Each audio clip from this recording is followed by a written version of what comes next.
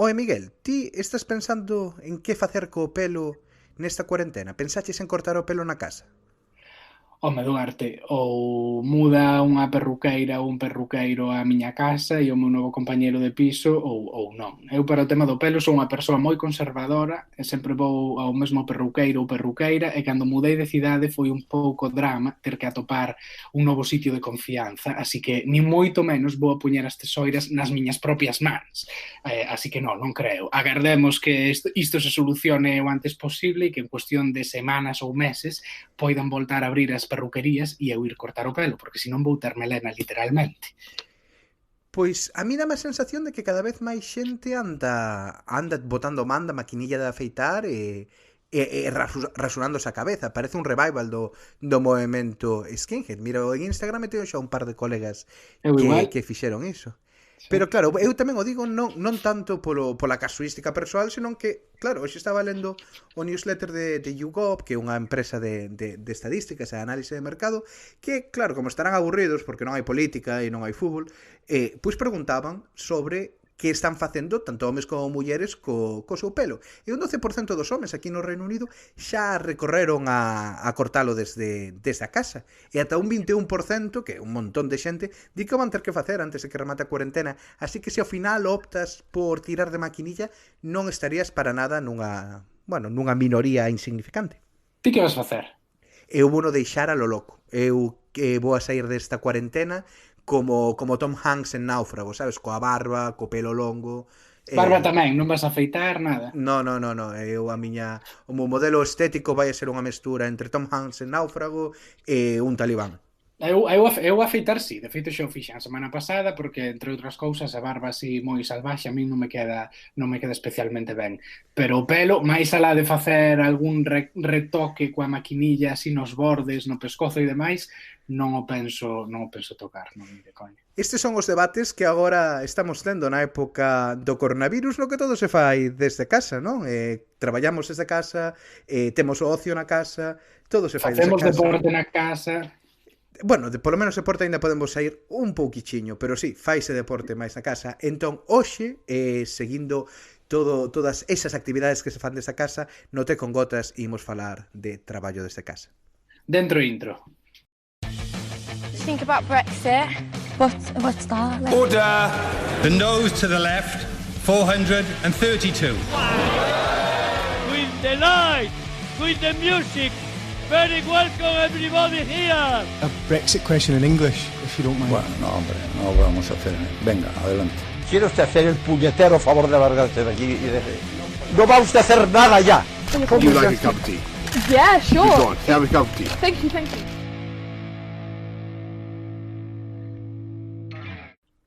Duarte, ti xa vas pola segunda semana traballando desde casa, non? Case terceira, penso. Penso que Case sexa a terceira, sí. Sí, bueno, estamos os dous a par. Ti como vas levando? Bueno, pois algo mellor, a verdade. Ao principio recoñezo que me costou un pouquiño porque mesmo dentro do meu equipo eu son das persoas que habitualmente non lles gusta traballar desde casa. Creo que son máis produtivo na oficina, pero agora, pois como non me queda outro remedio, porque o traballo sigue estando aí e hai que sacalo, pois fun aumentando a miña produtividade en base a ter unha rutina, a fixarme obxectivos a curto prazo, pero bueno, custoume un pouquiño, a verdade integrarme ou adaptarme máis que integrarme á rutina do traballo desde casa. Ti que?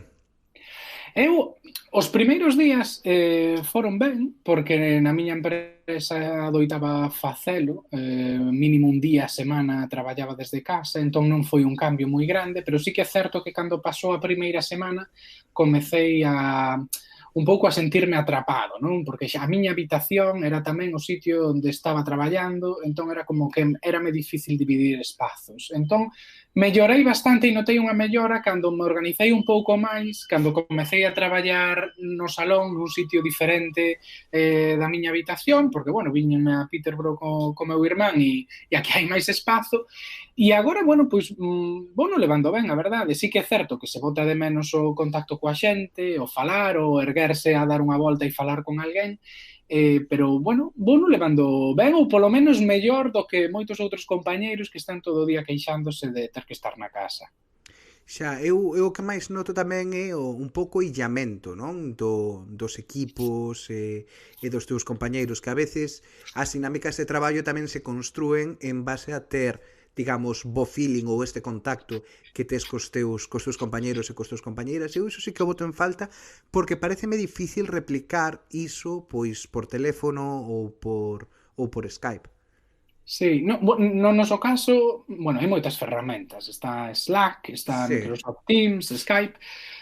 No noso caso temos sempre unha reunión das mañás na que falamos un pouco dos temas do día que imos cubrir e de demais tonterías, pero sí que é certo que se bota de menos iso, mesmo para cuestións de traballo. Boto de menos estar na oficina e escoitar a xente facer comentarios de algo que pasou, todo o mundo se entera, escoitas o feedback que recibe esa persoa, o comentario que faz, entón é como que estás máis enterado. Agora, o estar aquí encapsulado, só ves o que comenta a xente no chat do grupo, moitas veces xa se mandan as mensaxes duns aos outros a través do chat privado e ti non te enteras, cuestións relacionadas co traballo, non falo de cuestións persoais, e aí sí que bueno, pois notas que estás como sí, o que diste, menos integrado e que podes estar incluso menos enterado do que acontece a cousas que atinxen a todo o mundo. Claro, ao final nas oficinas os cotilleos tamén son parte do traballo Claro. E ás veces é difícil cando estás nese caso, cando cada un está na súa casa, pois enterarse de absolutamente todo. Eu o que máis aprecio a nivel persoal é o feito de gañar tempo para min mesmo, porque non teño que pasar 40 minutos en transporte público ou indo cara a estación, que é tempo que dedicas a ir a traballar, ir ao teu posto de traballo e que non está remunerado, e é tempo que perdes para ti. Entón, poder ter máis tempo para dormir, para pola mañá pasar diante lendo o xornal mentres tomas o café con máis calma, eu iso sí que aprecio moito. E, bueno, tamén notase bastante, especialmente nunha cidade como Londres, o tema do gasto en transporte. Eu estou aforrando bastantes cartos en non ter que coller o tren todos os días para ir á oficina. Entón, nese sentido, eu iso sí que creo que é un punto a favor que non ten o feito de ter que ir á oficina todos os días. Pero creo que me gustaría máis ter un balance entre as dúas, non? Pois ir 3 días á oficina e 2 días traballar desde casa, eu creo que ese sería un bo balance. Sí, o que dis o balance é moi interesante, porque unha das cousas que sempre se di é que, bueno, é moi fácil de ver que o traballo desde casa axuda a conciliación entre a vida familiar e persoal, sobre todo para xente que ten fillos. Entón, en situacións normais, pois, por exemplo, no traballo, no Telegraph, cando falas con xente que ten fillos e que agradecen moito, pois o poder traballar desde casa, para leválos á escola, para ir a recollelos, para pasar algo máis de tempo con eles. Pero, se tes que traballar todo o día desde casa e o teu fillo non vai á escola, como está pasando agora, claro, pois sufres porque a túa productividade está polo chan porque tes ao fillo ou a filla na casa. Onte falaba cun compañeiro e preguntaballe como estás levando isto? Pois fatal porque somos dous traballando a tempo completo, temos 2 fillos de menos de 2 anos que están na casa todo o tempo montando follón e non dou feito nada, non? Entón, que sexa absolutamente todo o tempo metido na casa en vez de ir á oficina tamén pode ter aí algo de contras. Claro, tamén é certo que son unhas circunstancias especiais nas que os nenos están na casa porque non poden ir á escola. En circunstancias normais iso non pasaría, pero bueno, sí que é certo que as rutinas da casa pode ser que che condicionen un pouco e fan que a túa productividade baixe un pelín. Ti estás notando que polo feito de estar na casa perdes máis tempo ou eres menos productivo ou que tes que traballar máis horas porque eres menos efectivo do que serías na oficina? Eu noto que son algo menos productivo. De momento non estou facendo moitas máis horas, pero se a productividade segue se non son capaz de aumentar a productividade, iso implicará no seu momento máis horas, claro. Claro. Eu iso sí que o noto, ves? É dicir, estou un pelín máis relaxado a hora de, durante a xornada laboral, pois o mellor ler máis noticias que saen, mirar máis o timeline de Twitter. É certo que despois compenso, pois o mellor quedando media hora, 45 minutos máis ou unha hora máis. Pero bueno, como estás na casa e non hai ninguén ao redor, por así dicilo, poñéndote a presión de non podes consultar Twitter tan habitualmente, eu recoñezo que sí que peco diso, ao final o traballo faise, pero tamén a xornada dura máis por culpa de facer iso. E recoñezo que iso é pois por non ter a presión de ter a compañeiros ou xefes ao redor mirando o que faz. E, bueno, constame entre algúns compañeros da miña oficina que é exactamente igual, e polo ritmo de conversas que é sin algún chat privado que temos entre compañeiros nos que se fala de parvadas ou cousas así máis superficiais, que creo que a todo mundo lle pasa un pouco o mesmo. Sí. Bueno, é normal, non? Ao final estas dinámicas nunca son exclusivamente dunha persoa e son xerais, pero bueno. A ti pásache, por exemplo, cando hai reunións de grupo, reunións de traballo nas que hai que debatir de algunha cuestión, ti tes a sensación de que hai diferenza entre facelas en persoa e facelas a través de videochamada? Porque mogollón, moitísimo. Claro. É unha das cousas que máis se notan. De entrada, eu creo que hai unha cuestión sobre da tecnolóxica, de como funciona a tecnoloxía. E se hai varias persoas nunha videochamada, non é doado que todo o mundo poida participar exactamente igual que nunha conversa cara a cara, porque pode ir un pouco máis lento, podes escoitar algo peor, podes te entrecortar, non hai tanta interactividade entre persoas do equipo. E creo que tamén a xente se corta un pouquiño de querer alongar innecesariamente chamadas que igual nunha reunión pois estarías máis relaxado e opinarías máis ou dirías máis cousas.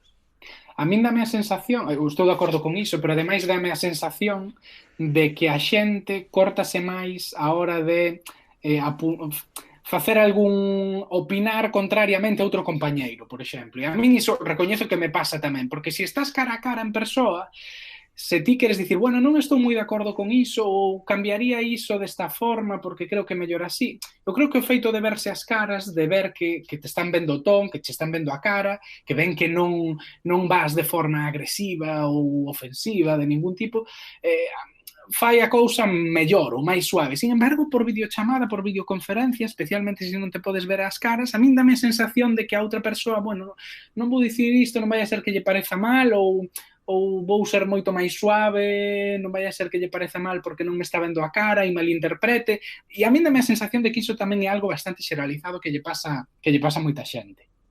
Sí, desde logo, concordo con iso. Unha preguntiña, vos na oficina estades facendo algo, pois, digamos, social ou de construción de equipos como se faría fora ou como se faría na propia oficina? Temos algo novo que temos agora é todos os días ás 4 temos un chat que se chama Tea with Nigel. Nigel é un compañeiro, Tea, pues é la hora del té con Nigel e é un dos máis veteranos da empresa. E entón, basicamente, el que ás 4 se pon a tomar o té con as pastas, algo que non fai habitualmente na oficina, pero, bueno, agora que está na casa decide facelo, e entón a xente conéctase para falar un pouco de parvadas. Comentan asuntos do traballo, pero de forma moito máis distendida. E é o único que temos así feito. Sei que organizaron un quiz online, antes facíano presencialmente ali na oficina unha vez ao mes, outro día fíxose online, eu non participei, pero ademais diso non... bueno, sí, hai unha sesión, hai un grupo de xente que facía yoga na oficina e agora teñen unha sesión de yoga online. Entón, a monitora fai un streaming, un live streaming da clase de yoga e a xente se conecta aí, pero bueno, tampouco hai moito máis que usar, entre outras cousas, porque tampouco se pode sair á rúa. Sí que sei de outras empresas, por exemplo, a empresa de meu irmán, que é así unha startup de modernillos, sei que teñen moito traballo desde casa e que a empresa anima os traballadores a participar en actividades deportivas xuntos, en equipos de fútbol xuntos. Entón, en circunstancias normais, os traballadores non traballarían na mesma oficina, pero despois do traballo sí que quedarían en algún punto de Londres pois para xogar unha liga de fútbol, de baloncesto, para facer actividades de equipo habitualmente, non a típica actividade que se fai unha vez cada 3 meses para facer aí unión de equipo, sino algo máis frecuente. E sei que iso está promovido pola propia empresa, así que, bueno, sí que sería unha forma de, por así dicilo, facer frente a ese isolamento, non, dos traballadores na casa. Claro, é que a min esa é unha das cuestións que máis me preocupan se o de traballar na casa se xeraliza, non tanto exclusivamente por unha cuestión social, que tamén é importante, eu creo, levarse ben cos teus compañeros de traballo. Eu moitas veces faixe a broma, non, de que estes exercicios de, entre aspas, team building ou construcción de equipos son unha chorrada moderna, pero eu valoro, creo que o feito de que sexas capaz de levarte ben coa xente con que traballas, despois acabas reflectindo no traballo que fas. pero para min pode ter unhas explicacións quizáis máis preocupantes se pensamos, por exemplo, en cousas como a sindicación. Se xa a día de hoxe a afiliación sindical no sector privado e nas oficinas está polo chan e iso que se comparte un espazo común, agora se xeraliza o traballo desde casa, este tipo de relacións, digamos, laborais ou sindicais serían, se non imposibles, moi difíciles. Sí, eu iso aínda levo pouco na empresa, levo cuestión de 7 meses, pero sí que o noto, temos un grupo de xente que traballa desde casa permanentemente e sí que noto que cando hai reunións sindicais e demais, primeiro amosan menos interese polo que se debatiu e polo que se falou na asamblea do sindicato, e despois os que están interesados notas que teñen máis dificultades e sempre dependen de alguén máis. Oye, podedesme contar que se dixo na asamblea? Non hai, por así dicilo, un directo para os traballadores que están traballando desde a casa, e iso mellor é algo que deben mellorar pois os propios sindicatos ou os propios traballadores organizados a hora de reunirse, ter en conta que hai xente que é asalariada da empresa pero non está físicamente na oficina e que debería haber mecanismos para que participasen nas reunións, pero bueno, sí que creo que polo menos desincentiva ou pon trabas a participar. E sí que me dá medo porque moitas veces, e eu iso pois vivino en experiencias en empresas anteriores, a indignación ou o enfado por algunhas cousas do que acontece na empresa socialízanse na cafetería, ou socialízanse no descanso do traballo, ou socialízanse despois de traballar cando te vas tomar unhas pintas ou un café ou unhas cañas. Entón o feito de que non existan esos momentos que están moi estreitamente vinculados co feito de estar nunha oficina, pois tamén pode ser un problema a hora de, pois iso, de debilitar os traballadores para facer frente a calqueira cousa ou para reivindicar calquera mellora. Sí, eso sí que pode ser un problema. Algún día non temos que dedicarlle, eu creo, un té con gotas á afiliación sindical e ao sindicalismo. Un tema tamén moi interesante aquí no Reino Unido e que afronta moitos retos. Pero non pode ser, Miguel, que levemos un cuarto de hora falando simplemente das nosas experiencias ou das nosas vivencias traballando desde casa e que non introduzamos pois ningún dato ou ningunha opinión un pouco máis seria, algo que lle dé un aire máis científico a este podcast, que a fin de contas non deixa de ser un podcast de ideas, así que creo que xa toca introducir unha terceira voz.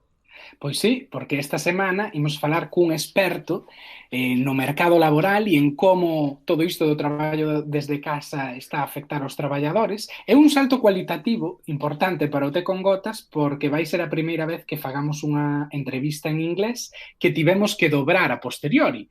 Falamos con el este martes, el chamase Alan Felsted, é profesor da Facultade de Ciencias Sociais na Universidade de Cardiff e, como vos dicía, leva moitos anos, máis de 20 anos, estudando o impacto do traballo desde casa nos traballadores, na produtividade das empresas e, bueno, na satisfacción e na relación entre traballadores e empresas.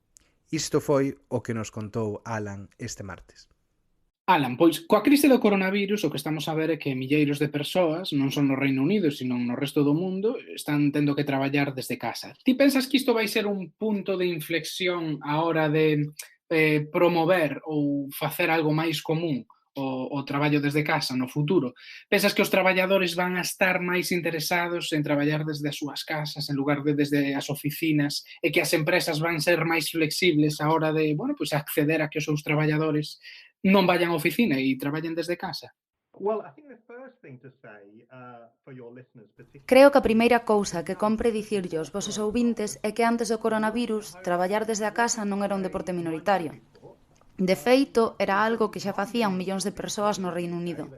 Douvos un dato. En 2014, 4,2 millóns de persoas pasaban polo menos a metade da súa xornada laboral traballando desde a casa. 4,2 millóns. Isto é un 14% de toda a xente empregada no Reino Unido, e isto é antes do coronavirus. É a porcentaxe máis alta de traballo desde a casa desde que comezamos a ter datos en 1998. Entón, se miras os números dos últimos 20 anos, e eu fíxeno, houve un incremento gradual no traballo desde casa. Pode ser que aínda sexa un deporte minoritario, pero non é completamente infrecuente. Mais ben todo o contrario. Un 14% é un número bastante alto.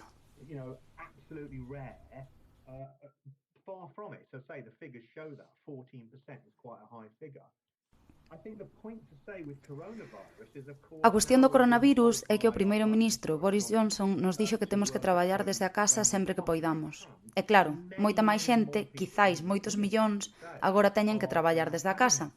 Polo tanto, eu pregúntome se este vai ser o momento crucial para o teletraballo e se imos ver un pico nos datos, porque eu mirei a tendencia nos últimos 20 anos e o incremento foi gradual. Se pensamos nunha gráfica, a liña que indica canta xente traballa desde a casa foi medrando pouco a pouco. A clave é se o coronavirus trae consigo un grande salto, un pico, que é o que agardaríamos neste momento.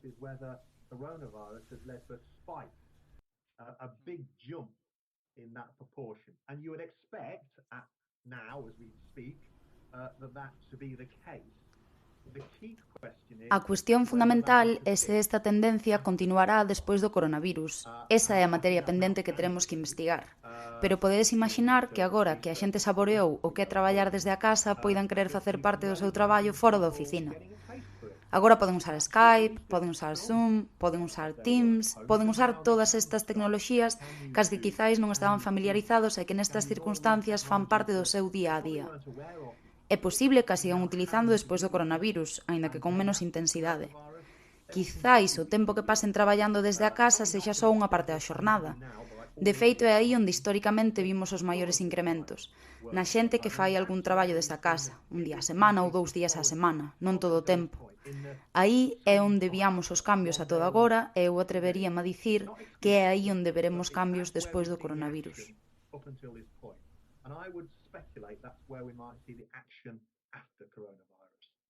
Levas estudando o traballo desde casa e mirando os datos durante os últimos 20 anos.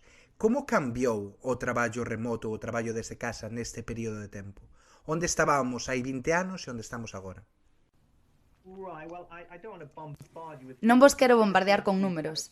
Inda cos números conta unha historia, por suposto. Así que permitídeme que vos conte unha historia con algúns datos. Se miramos atrás, ao ano 2006, que é cando traballei xunto cuns compañeiros na enquisa de traballo e habilidades, fixamos preguntas sobre a localización do traballo xunto con outros moitos temas. Naquel momento, un 7,5% da xente dicía que traballaba principalmente na casa ou polo menos un día na casa. En 2012 saltou ao 14,8%, en 2017 ao 18,4%. Como podedes ver, houve un incremento gradual durante este período, pero é importante lembrar que hai algunha xente que non pode traballar desa casa. Non podemos esquecer iso. Hai lugares nos que é físicamente imposible o teletraballo, como unha fábrica ou unha tenda. Se traballas nunha cadea de produción, non podes levar a cadea de produción ao salón, ou si, pero sí que podes levar o portátil do teu traballo de oficina. Entón, é importante lembrar que hai límites e que hai xente que ten fixación espacial, como lle chamo, é dicir, que están fixados a un determinado lugar. Pero se miramos os datos, esa xente que sempre traballa no mesmo sitio e que ten que ir todos os días, que nunca traballa nin na casa, nin no tren, nin no bus, nin no avión, nin en ningún destes sitios nos que cada vez vemos traballar a máis xente, a proporción que representa esta xente baixou desde un 61,7% en 2006 a un 49,5%. Entón, o traballo estáse desligando dun sitio fixo, pero aínda hai unha metade da poboación que non pode facer o seu traballo fora da fábrica ou da tenda. Cando se fala desde traballo desde casa, eu creo que hai unha idea moi extendida de que beneficia tanto a traballadores como a empresas. Ti estás de acordo con esta visión ou pensas que non é un win-win para as dúas partes, como adoita dicirse? Esa é unha moi boa pregunta. É un win-win? Vaiamos por partes. Habitualmente dise que desde o punto de vista dos empresarios o de traballar desde a casa é como darlle carta branca aos lacazáns. Non ves aos traballadores, non sabes o que están facendo, están relaxadas, poden estar vendo a tele, están cos pés na mesa, non están traballando como deberan. Ese é o tipo de preocupacións que os xefes teñen cando renuncian ao control de non ver ás súas traballadoras. Entón, a cuestión é, que evidencias temos disto? E aquí é onde entra a enquisa de traballo e habilidades da que falei antes. Os datos amosan que isto non é real. De feito, é habitual que a xente que traballa desde a casa traballe máis horas fora da súa xornada laboral e unha parte moi importante di que fai esforzos extra. Entón, desde o punto de vista dun empresario, non hai evidencias que suxiran que o traballo desde a casa é darlle carta branca aos lacazáns, senón que a xente traballa máis horas, que se esforzan máis e que traballan de xeito máis intensivo, xa que teñen menos interrupcións que na oficina. Entón, desde o punto de vista dun empresario, parece que ten máis prós que contras. E desde o punto de vista dunha traballadora? Pois neste caso non é tan branco ou negro. É verdade que cando se traballa desde a casa, as empregadas son máis entusiastas a respecto do seu traballo e están máis comprometidas coa organización para a que traballan. Estes son os prós para as traballadoras, non? Son máis entusiastas, están máis contentas co traballo. Que hai de malo niso? Pois hai algo malo e é algo que seguramente a xente note máis agora durante a crise do coronavirus. Falo da dificultade de conciliar a vida laboral e familiar. Separar estas dúas personalidades é moito máis difícil cando todo ten lugar no mesmo sitio. Cando vives e traballas no mesmo espazo, é difícil lidiar con conflitos que suceden de xeito inevitable, como por exemplo se tes crianzas, e isto é algo que a xente está descubrindo na crise do coronavirus, onde teñen que traballar desde a casa e ao mesmo tempo coidar delas. E isto causa conflitos no traballo e na vida familiar. Tamén hai máis evidencias de que a xente se preocupa máis polo traballo unha vez remata a súa xornada. E unha vez máis, isto pasa porque é máis difícil establecer límites ou liñas divisorias entre estas dúas partes da vida. Se saes da casa para traballar, estás indo a outro lugar e estás separando o traballo da tua vida no fogar. Se o faz todo no mesmo sitio, é moito máis difícil manter estas fronteiras porque a nivel práctico non existen.